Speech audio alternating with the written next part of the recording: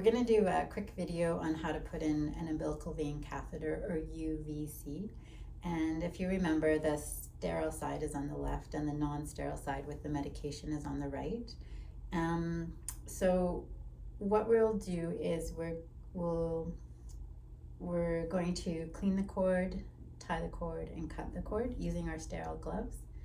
And then we can pick up the catheter with our left or right hand, and that's the one we're going to use to put the catheter into the cord. And we can use our left hand to administer the medication.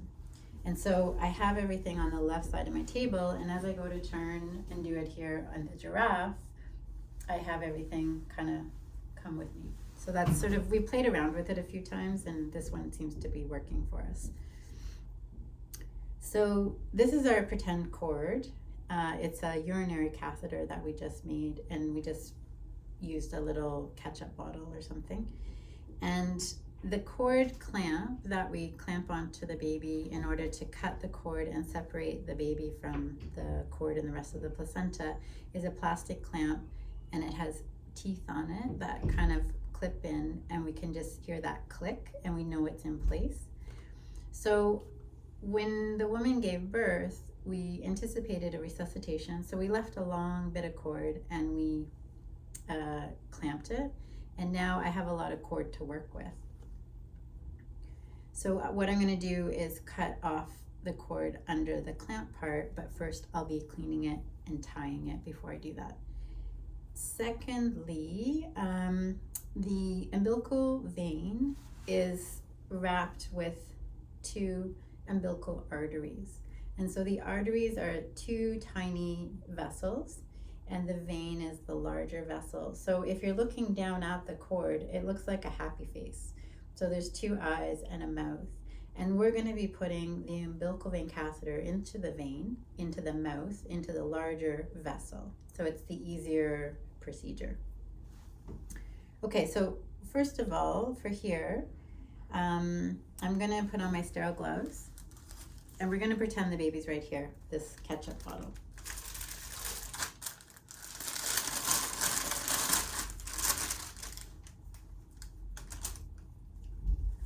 So I don't have on a watch, so nothing on below my elbows. And I'm wearing a mask, but I'm not wearing it for this procedure, just so that you guys can read my lips if you need to. But I don't need to gown up because it's an emergency procedure. If it's a non-urgent umbilical vein catheter, I would wear my gloves, a gown, and a mask. Okay, so over at the giraffe, I'm going to be doing my procedure on the baby. So just so you can see it here, pretending this is the baby, this is the cord, and this is the cord clamp. First, I'm going to clean the cord. So I'll take iodine, and I'm going to do it just like in surgery. So you start at the center from where you're going, so keeping it clean, and then moving out further and out all around the baby's belly. And then I throw that away. And then I'm going to tie the cord. And so the umbilical tape that we have, or the little pink one, it's sterile. And luckily they give us two in case you drop one.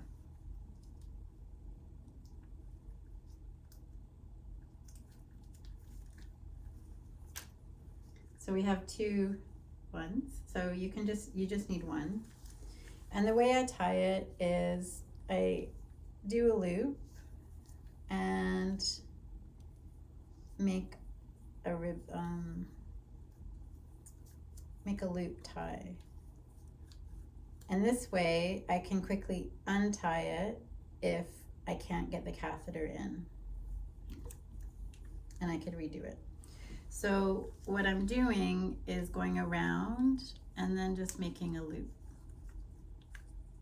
So instead of pulling right through, I just have a loop on my finger. And then if I need to, I can undo it and redo it tighter or looser, whatever I need. So you want it pretty tight because you're going to cut the cord, and you don't want the baby to lose, a teaspoon of blood from where you cut.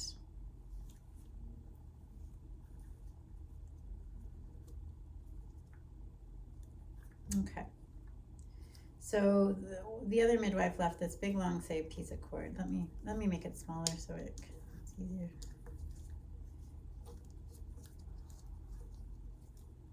Usually someone's here like holding the ketchup bottle while we do this when we do our course in neonatal resuscitation. Okay. So now I'm going to cut the cord. And at this time, the baby's receiving cardiac massage or chest compressions. So one person may be doing the bag and breathing for the baby. Another person may be doing chest compressions. And what I want is I want both of them to move out of the way. So they both move to the front of the bed or the head of the bed, the head of the baby, and one's doing keeps doing the ventilation, but the person doing the chest compression is now at the head of the bed, so they're looking at the baby upside down.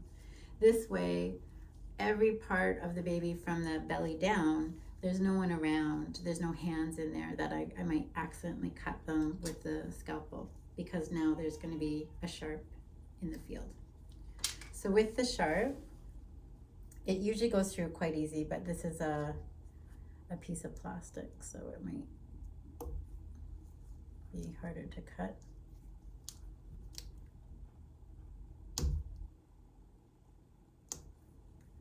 Okay, so now I cut off the cord, but the cord's tied with my little shoelace. I'm just gonna put the lid on that and I can put this to the side. So now I've cleaned the cord, I've tied the cord, and now I'm going to cut the cord. So that's done. So I've done my first 3 steps. So in the case where the ventilation, the baby's being ventilated, the chest compressions are starting, the team leader may ask for epinephrine. So the first dose of epinephrine may have already been given through the endotracheal tube or ET tube, and that was the 1 ml per kilo dose for a 3 kilo baby. We're going to give 3 mils maximum through the ET tube.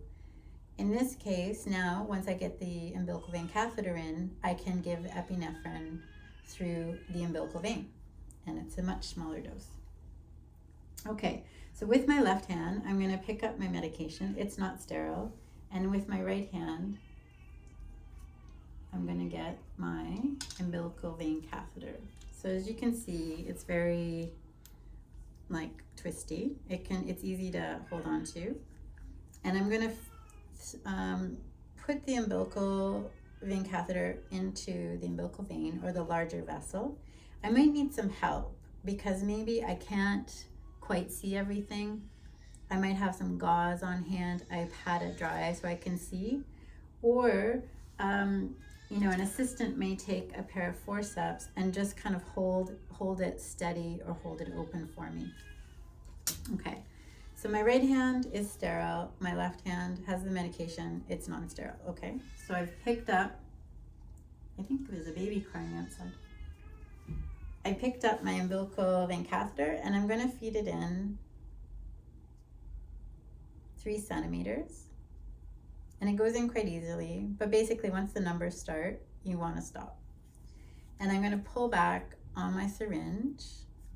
So the 3-way stopcock is off to where I'm going to put the epinephrine, but the normal saline, and it's open to the normal saline and the catheter. So I'm going to pull back, see if I get some blood. If I get blood, I'm in the right spot. I don't need to move again. I don't need to push it further.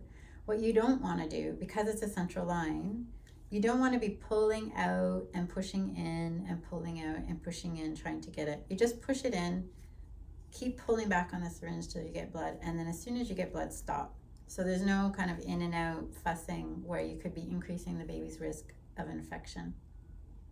Okay. So I've got the catheter in, and I'm just going to keep my right hand there. I'm not going to move it. So I have the choice. I could give some normal saline. I could give some epinephrine. So the team leader asked me for epinephrine. And so I say loudly, epi 0.1 mil per kilo, and the team leader or doctor tells me 0.3 mils. And so someone looks at the time for me, and I push 0.3 mils into the catheter quickly. I turn it off to the epinephrine and I follow with a short normal saline.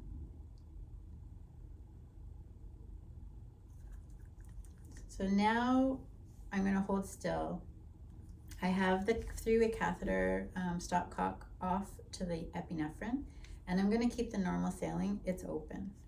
And I'm going to sit this down next to the baby, but again, I still don't want to move my hand. This thing can fall out so easily. We don't want to do that. That we'd have to re-put it in. So my next step is to suture it in place. And so I still have a sterile spot here. I'm gonna open my sutures.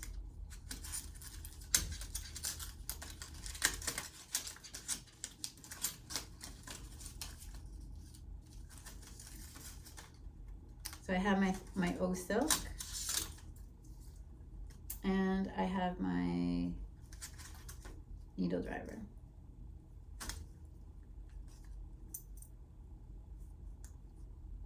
And I'm picking it up with my left hand. Sorry.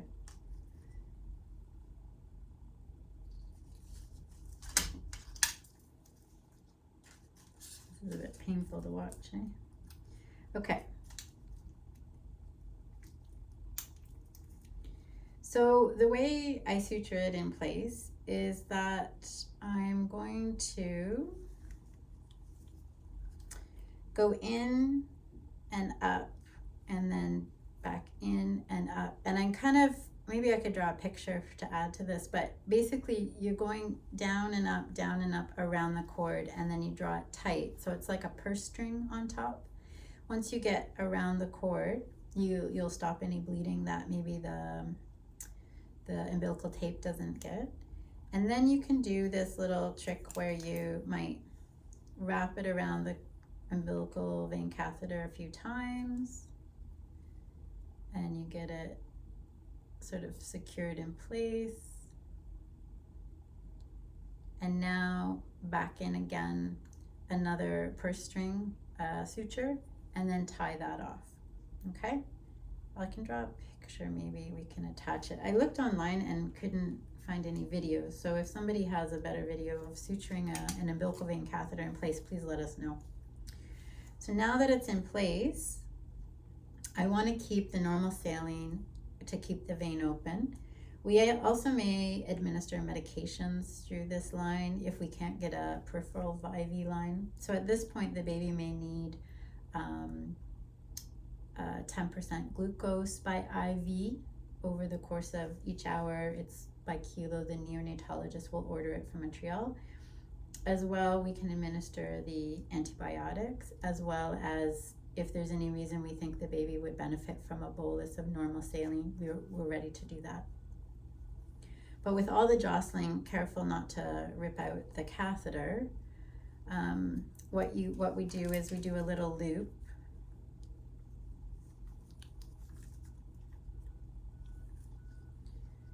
So we loop the catheter a few times around itself and tape it in place here,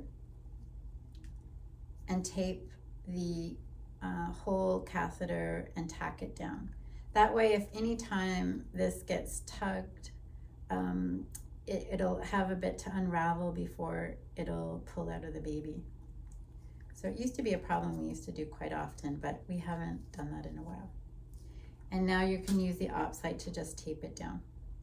So again, we tried things like trying to build bridges, like we saw little tape bridges that we saw in books, but they never really worked. And this one works well. So coil up the umbilical catheter into 2 coils, and then tape the whole thing down with OpSite, and keep this close to the baby. The OpSite is good because you can see if there's any bleeding that happens. You might have to re-tie things or add another suture if you're noticing the baby's bleeding from the site. And that's all.